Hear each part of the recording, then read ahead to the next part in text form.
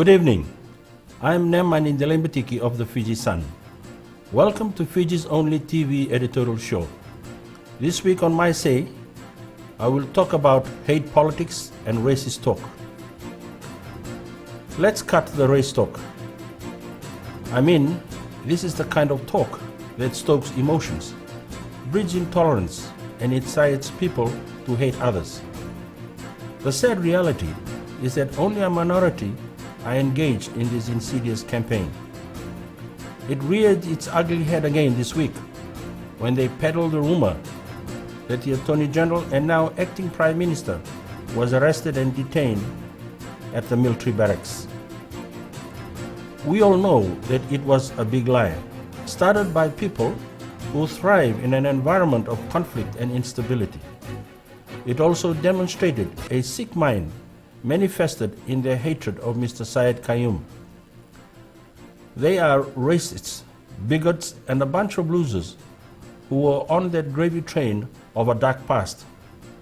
They spread poison among the people, knowing full well that their messages about things that are currently happening in this country are either their own erroneous perceptions or just blatant half-truths and lies.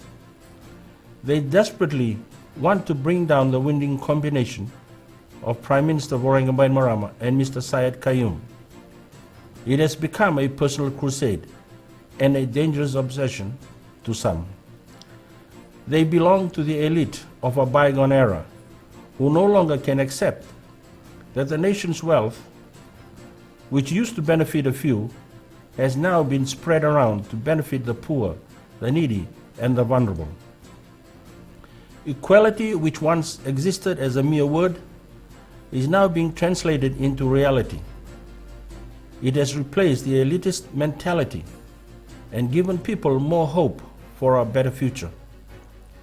Yet, we see the minority group, locked in a time warp, continues to spread their propaganda and want people to believe them.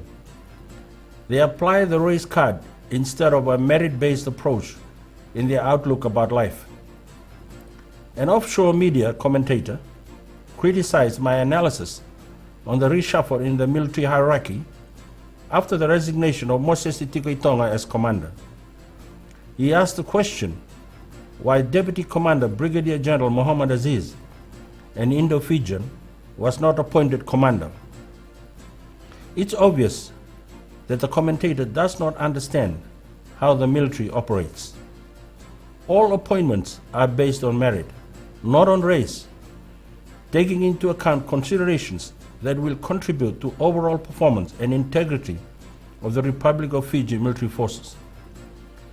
The appointment of Commodore William Naupoto as acting commander is in line with the military's strategic plan. I'm sure Muhammad Aziz has a specific role in this plan. What is important is not the position, but how you serve in that role. This question is likened to a question from an opposition MP wanting to know the racial breakdown of the civil service. Does it really matter whether we have more Indo-Fijians or more Itoke? Or is it important that we recruit the best qualified people in the civil service? We must stop using the racial lenses. They color and distort what we see, hear, and feel. Mr. Syed Qayyum walks the talk when it comes to breaking down racial prejudices. He crossed the racial, cultural, and religious divide to marry a Itoke. He and Ella have two lovely boys. I think if many more follow his example, in time we will see the gradual disappearance of racist talk. Mr. Syed Qayyum will not do anything to hurt the Itoke. In fact, he is passionate about improving their economic status. Wherever he has gone, he has been welcomed by ordinary Itoke who have seen what the Fiji First government has done to improve their lives. Except for a few blinded by the propaganda of anti-government forces. I am Neman Indalembetiki, and that was my say. For more of my views, you can read the Fiji Sun. See you next week.